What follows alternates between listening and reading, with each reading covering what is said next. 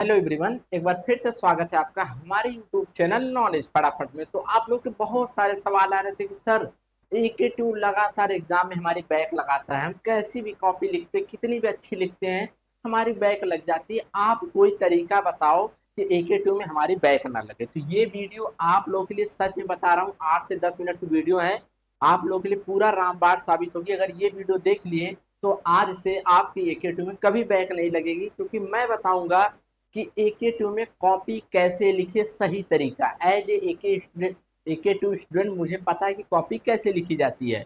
मैंने खुद AK2 में कैसे 9 CGPA ग्रैब किया है। हर सेमेस्टर में 9 CGPA 8.8 CGPA मेरा कैसे आया था, मैं बताऊंगा आपको। और क्या ट्रिक होती है क्या, और टाइमिंग को कैसे डिवाइड करते हैं। जो 3 घंटे का पेपर होता है, कितने पेज लिखते हैं, ये भी आपके सवाल आते हैं कि सर कौन सा क्वेश्चन कितने पेज में लिखे, इसको लेकर आप बता दीजिए। अब ये चीजें अभी मैं आपको पूरा वीडियो में डिटेल में बताऊंगा, और ये फॉलो करते हैं तो गारंटी है मेरी, आप हर सेमेस्टर में 8+ CGPA पाओगे या CPA+ पाओगे। अब देखो, पहले मैं आपको कंफर्मेशन के लिए बता दूं, यहाँ पर ये मेरा रिजल्ट है, नाम देख लो। अब देखो, वैसे आप लोग बोलोगे कि यूट्यूब पे बहुत सारे लोग आते हैं, ज्ञान देते हैं, ऐसे कॉपी लिखो वैसे कॉपी लिखो। भाई आप किस बेसिस पे बता रहे हो कॉपी लिखो? या तो आप AK2 में पढ़े रहो, उतना नंबर लाए रहो, तब बताओ। अगर मान लो आप किसी पेड़ पे चढ़े नहीं हो और दूसरे को बता रहे हो कि पेड़ पे ऐसे चढ़ा जाता, तो गलत है। अगर पेड़ पे कोई चढ़ के उतरा तो वो जानता होगा अच्छे से कि पेड़ पे कैसे चढ़ा जाता है। तो मैं खुद AK2 में पढ़ा हूँ, B.Pharm किया हूँ। यहाँ पर देख लो, विशाल प्रजापति B.Pharm, ये मेरा रोल नंबर है। मैं अपना रिजल्ट भी दिखा देता हूँ, फिर आगे अभी पूरी ट्रिक बताऊंगा, क्योंकि कुछ लोग बोलेंगे भाई ज्ञान आके दे रहे हो, कॉपी लिखने का तरीका आपको कैसे पता है। तो मेरा रिजल्ट देख लो आप लोग, ये कोई शो ऑफ नहीं है, बस एक दिखा रहा हूँ। यहाँ पर रिजल्ट देखो, फर्स्ट सेमेस्टर मेरा कितना आया था 8.4।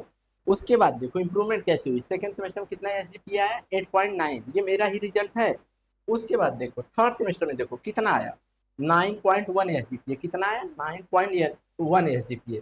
उसके बाद देखो यहाँ फोर्थ सेमेस्टर में कितना है 9 आया, मतलब थर्ड में भी मैंने 9+ लाया, फोर्थ में भी मेरा 9 SGPA आया। उसके बाद देखो फिफ्थ सेमेस्टर में देखो कितना आया, मेरा 8.6 आया।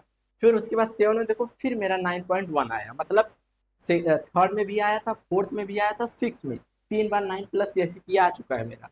उसके बाद सातवें में देखो आप लोग 8.9 आया है, मतलब एक पॉइंट कम रह गया 9 CGPA आने में।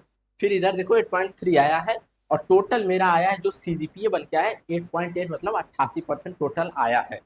चलो B.Pharm का मैंने दिखा दिया कि इतना मैंने AK2 में लाया है, तो मैं भी भाई किसी तरीके से कॉपी लिखा होऊंगा, तभी तो मेरा 9 आ रहा है। यहाँ पर साइड में चलो आप लोग देख लो, ये MBA की डिग्री लगा देता हूँ। मान लो B.Pharm मेरा फार्मा रिलेटेड था, ओला है। MBA फर्स्ट सेमेस्टर की मार्कशीट देख लो, इसमें देख लो कितना नंबर है, 8.8 8.7 के आसपास। अब यहाँ पर सेकेंड सेमेस्टर की देख लो, तो B.Pharm में और MBA दोनों में मैंने कैसे लाया है नंबर, आप लोगों ने देख लिया। चलो अब कॉपी की बात करते हैं, कैसे कॉपी लिखी जाती है। देखो, अब यहाँ पर कॉपी कैसे लिखी जाती है इसके बारे में हम लोग बात करते हैं। यहाँ पर सबसे पहले आती है कॉपी। एक कॉपी मैं यहाँ पर ले लिया हूँ आपको समझाने के लिए कैसे कैसे लिखा जाएगा कॉपी। देखो ये पेपर है आपका, और यहाँ पर ये कॉपी का पेज है, समझ गए। एक एग्जाम्पल के लिए मैंने कॉपी ली, अभी सब कुछ समझाता हूँ, थोड़ा सब्र रखो। अब पहले हम लोग डिवाइड करते हैं भाई, कि यहाँ पर देखो पेपर सबका ऐसे ही आता है, मोस्टली B.Pharm को लेकर चल रहा हूँ, section A, section B, section C. ध्यान से सुनना, जितनी चीजें बता रहा हूँ बहुत काम की चीजें होने वाली है। Section A, section B, section C. Section A में होता है 10 क्वेश्चन, जो कि 2-2 मार्क्स के होते हैं, B.Pharm का बता रहा हूँ। गाइस सेक्शन बी में आपको मिलते हैं 3 क्वेश्चन, जिसमें से आपको 2 क्वेश्चन करने रहते हैं। में होते हैं 7 क्वेश्चन, जिसमें 5 करने रहते हैं। अब सवाल यह आता है कि भाई ये क्वेश्चन में कितने पेज का लिखी का अच्छा नंबर आ जाए, और टोटल कितने पेज रहते हैं ये भी मैं आपको थोड़ा बता दूं। टोटल सबको पता होगा टोटल कितने पेज रहते हैं। यहाँ पर देखो टोटल रहते हैं AK2 में 32 पेज, समझ गए, 32 पेज रहते हैं।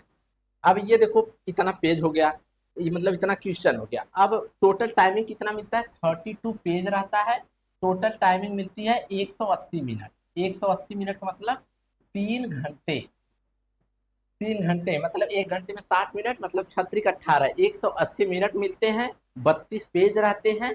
ये आपका पेपर रहता है। अब असली खेल शुरू होता है, कॉपी कैसे प्रेजेंट करे। तो पहले समझो कि एक क्वेश्चन को कितने पेज में लिखना है और कितना टाइम देना है, ये समझ लो, ये बहुत इंपॉर्टेंट चीज होती है। हम लोग बात कर लेते हैं कि पेपर में क्वेश्चन की टाइमिंग कितनी रखनी है और कितने पेज लिखना है। देखो, दो चीज़ें बहुत इंपॉर्टेंट होती है। आपको टाइम कैसे मैनेज करना है और सारे क्वेश्चन को कितने पेजों में लिखना है, ये दोनों चीज़ों पर बात करते हैं। सबसे पहले बात करते हैं पेज को। बहुत सारे लोग बोलते हैं कि सर सेक्शन ए को कितने पेज में लिखे, सेक्शन बी को कितने में लिखे, सेक्शन सी को कितने में लिखे। इसको लेकर भी कन्फ्यूजन रहती है। चलो मैं आपका डाउट क्लियर कर देता हूँ। देखो, सेक्शन ए में रहते 10 क्वेश्चन, सेक्शन बी में रहते 3 क्वेश्चन, इसमें से 2 करने रहते हैं। सेक्शन सी में रहते 7 क्वेश्चन, इसमें से 5 करने रहते हैं। तो ये जो ऑप्शन रहता है उसको छोड़ते हैं, मतलब 2-2 नंबर का 10 करना रहता है, बाकी 10-10 नंबर वाला 2 करना रहता है, उसके बाद 7-7 नंबर वाला 5 करना रहता है। पूरे इतने क्वेश्चन हैं। तो ये जो 2-2 नंबर वाला 10 क्वेश्चन है, इसको आपको करना पड़ता है एक क्वेश्चन आधे पेज में, मतलब 5 पेज में आपको इसको कर लेना रहता है। कितने पेज में? ये 2-2 नंबर वाला जो 10 क्वेश्चन है, इसको 5 पेज में करना रहता है। 5 दूनी 10, मतलब एक पेज में 2 क्वेश्चन करना रहता है, आधा आधा पेज। उसके बाद अब ये जो 10-10 नंबर वाला आता है, इसको आपको करना पड़ता है एक क्वेश्चन 6 पेज में। तो 6 + 6 बराबर कितना होता है? 12। मतलब जो आपका ये 10 नंबर वाला सेक्शन बी वाला 2 क्वेश्चन रहता है, इसको आपको 12 पेज में करने रहते हैं। उसके साथ ही सेक्शन सी में कितने रहते हैं? सेक्शन सी में टोटल रहते हैं 5 क्वेश्चन। तो 5 क्वेश्चन को आपको 3 पेज में मिनिमम करने रहते हैं एक क्वेश्चन को। तो 3 × 5 बराबर 15। तो अब टोटल पेज जोड़ लो कितना हुआ? सेक्शन ए को 5 पेज में, क्योंकि आधा आधा पेज करोगे तो 10 क्वेश्चन आ जाएंगे 2-2 नंबर वाला। तो 5 पेज प्लस सेक्शन बी वाला 10-10 नंबर वाला 2 क्वेश्चन 6-6 पेज में, 6-6 12 पेज। उसके बाद यहाँ पर 3-3 पेज 5 नंबर वाला, तो 12-5, यहाँ पर 5-3 15 पेज। अब जोड़ो कितना हुआ? 15-5 20, 10-30 2 32। टोटल कितने पेज होते हैं? 32 पेज होते हैं। और आप देखो एकदम एग्जैक्ट कैलकुलेशन बैठ रहा है, और एग्जैक्ट एकदम एक नंबर पूरा। मैं आपको बताऊं, इतना ही मैटर लिखा जाता है, पूरा 32 पेज भर रहा है। आप लोग बोलते हो ना कि सर 32 पेज कैसे सब लोग भर लेते? मुझसे नहीं होता। देखो 32 पेज भर गया। अब ये वाला 10-10 नंबर वाला 6-6 पेज की जगह अगर आप मान लो एक क्वेश्चन 5 पेज में किए, कोई क्वेश्चन ऐसा है जो आपको 6 पेज नहीं आ रहा है, तो एक एक पेज इसका इसमें एडजस्ट कर दो। इसमें कोई सेक्शन सी वाले में कोई 3 पेज की जगह 4 पेज लिख दो। अगर मान लो नहीं भी लिखते हो, तब भी आप तो 32 की जगह 30 पेज तो भर ही लोगे। अब बात आती है टाइमिंग की। अब आप बोलोगे सर आप बोल तो दिए, लेकिन टाइमिंग कैसे मैनेज करें? तो टाइमिंग को मैं बताता हूँ। सेक्शन ए के लिए 40 मिनट, सेक्शन बी के लिए आपको 50 मिनट, सेक्शन सी के लिए 90 मिनट। टोटल जोड़ो कितना हुआ? 90 + 90 बराबर 180 मिनट। 180 मिनट का मतलब कितना हुआ? 3 घंटे। 3 घंटे आपको टोटल मिलते हैं। उसमें थोड़ा बहुत साइन करने आता है एग्जामिनर, वो सब टाइम जाती है 5-10 मिनट। तो 180 मिनट है। तो सेक्शन ए आपको मैंने बता दिया 40 मिनट। 40 मिनट मतलब एक क्वेश्चन कितने में? जो 2-2 मार्क्स वाले होते हैं, एक क्वेश्चन 4 मिनट में करोगे तो 10 क्वेश्चन है, 10 × 4 बराबर 40 मिनट हो गए। उसके बाद सेक्शन सी वाला आपको करना है 50 मिनट में, सेक्शन बी वाला 50 मिनट में। तो 10-10 मार्क्स वाले जो 2 क्वेश्चन हैं आपको करने एक क्वेश्चन कितने मिनट में? 25 मिनट में। 25 दूनी 50 हो गया, 50 मिनट। अब उसके बाद सेक्शन सी वाला जो होता है आपको कितने मिनट में करने हैं? 1.5 घंटे में। तो एक क्वेश्चन कम से कम आ जाएगा 19 मिनट में। आपको एक क्वेश्चन 18 19 मिनट आपको एक क्वेश्चन के पीछे मिलेंगे। जब टोटल कैलकुलेशन देखोगे तो 40 minute section A, 50 minute section B 10 number वाला, फिर यहाँ पर 90 मिनट आपका सेक्शन सी। टोटल जोड़ो 3 घंटे यहाँ पर हो जा रहे हैं। तो ये एग्जैक्ट कैलकुलेशन है टाइमिंग की। मैंने पेज का भी बता दिया, टाइमिंग की भी बता दिया। बात रही कॉपी लिखने की, तो कॉपी देखो ऐसी रहती है पेज। यहाँ पर देखो लाइनिंग है पहले से। आप लोग भी फिर से ब्लैक लाइनिंग खींचना चाहते हो खींच सकते हो। इधर भी अगर आप थोड़ा सा चाहो तो ऐसे लाइनिंग खींच सकते हो। समझ गए? दोनों साइड खींचोगे ज्यादा अच्छा रहेगा। मैं ऐसे करता था। अब ऐसा नहीं, बहुत लोग क्या करते हैं यहाँ से लाइनिंग खींच देते हैं, इतनी सी जगह बस पेज भरते, वैसे नंबर नहीं मिलता है। यहाँ जो लाइन है इसी पे लाइन खींचना हो ब्लैक कर दो। इधर बहुत हल्का सा, थोड़ा प्रोफेशनल लगे, बहुत हल्की सी लाइन एक इधर खींच दो। अब पेज कैसे भरते हैं? अब देखो सेक्शन ए आया, तो सेक्शन ए में देखो यहाँ पर सेक्शन ए डायरेक्ट नहीं लिखोगे। सेक्शन ए आप लोग क्या करते हो? देखो ये लड़का लिखा है सेक्शन ए, इसको जानते हो कि कैसे लिखना चाहिए? ये वाला सेक्शन ए, इसको यहाँ लिखना चाहिए, यहीं पर ऐसे बड़ा सेक्शन ए। उसके बाद ऐसे ऐसे, यहाँ पर स्टार। ये मैं बता रहा हूँ अपना मैं कैसे लिखता था। आप लोग इतना स्टार उस्टार बना सकते हो तो बनाइएगा, नहीं बना सकते हो मत बनाइए। ऐसे खूब बड़ा सा लिखना, इतना पेज जाना चाहिए, जैसे दूर से लगे कि हाँ भाई सेक्शन ए शुरू है। उसके बाद सेक्शन ए के बाद यहाँ बगल में लिखा जाता है क्वेश्चन वन, आप पेपर में देखो क्वेश्चन वन लिखा है, क्वेश्चन वन लिख दिए। अब लिखोगे यहाँ पर लिखोगे आंसर ए, 2 नंबर वाले शुरुआत होती है, तो आंसर पहला ए है तो ए। अब इसको ऐसे ऐसे 2 अंडरलाइन करो और यहाँ पर भी ऐसी ऐसी लाइनिंग दे दो। अब हुआ आंसर ए, फिर answer B, answer C, answer D.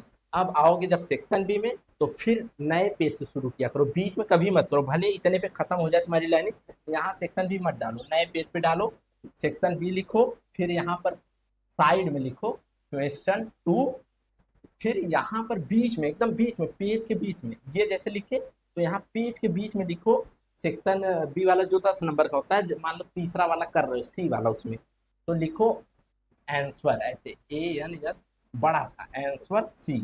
फिर इसको ऐसे ऐसे करो, फिर यहाँ यहाँ ऐसे बॉर्डर कर दो, मतलब दूर से लगे कि हाँ सेक्शन बी का आंसर सी वाला किया है, मतलब अंधा भी देखे तो उसको समझ में आए कि हाँ कौन से सेक्शन का कौन सा क्वेश्चन सॉल्व है। ऐसे ही आपको सेक्शन सी भी करना है। आई होप कि आपको ये सारा तरीका समझ में आ गया। देखो बहुत 30 मार्क खा वाली चीज नहीं बताया हूँ, ऐसे कर दोगे वैसे कर दोगे। जो मैं अप्लाई करता था कि कितने पेज लिखना है, कैसे टाइम मैनेज करनी है, कितने क्वेश्चन को कितने टाइमिंग देनी है, और पेज को कैसे प्रेजेंट करना है, ये मैंने आपको बता दिया।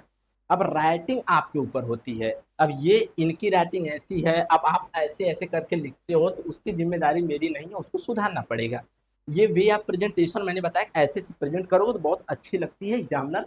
अगर आप घास भूसा जो सब नहीं बोलते हैं, कुछ भी लिख के आओ नंबर मिल जाता है, हाँ सच में मिलता है भाई। मैंने मेडिसिनल केमिस्ट्री में इतने वाहियात वाहियात रिएक्शन लिखे थे, कुछ भी लिखा था, कुछ भी एन ए प्लस ये प्लस करके लिखा था, मुझे नंबर बहुत अच्छे मिले थे, 65 65 के आसपास नंबर मिले थे 75 में। सोचो क्यों? क्योंकि मैंने बहुत क्लियर क्लियर साफ साफ लिखा था। इतना अच्छे से प्रेजेंट करो कि गलत चीज भी सामने वाले को सही लगने लग जाए। राइटिंग वो आपके ऊपर डिपेंड है, राइटिंग हमेशा अच्छे से लिखा करो। और अब आपकी राइटिंग ही ऐसे ऐसे ऐसे करके ब्लैक ब्लू ऐसे करने लग जाओ कि तब तो नंबर कम ही मिलेगा। राइटिंग थोड़ी अच्छी देखो और ब्लैक ब्लू पेन का ध्यान रखो। ये नहीं कि सेक्शन ए डाला ब्लू से डाल दिया, ब्लू से लिखना शुरू कर दिया। देखो इन्होंने सेक्शन ए डाला है, कोने में आंसर ए लिखा है, ये सबसे बड़ी गलती। जानते क्यों? यहाँ पर स्कैनर है और ये स्कैनर का पार्ट होता है। यहाँ पर कभी भी तुम कुछ भी पेन मत चलाया करो। इस वाले पेज पे देखो यहाँ तक, इसके बाद लाइनें शुरू, यहाँ मत चलाया करो।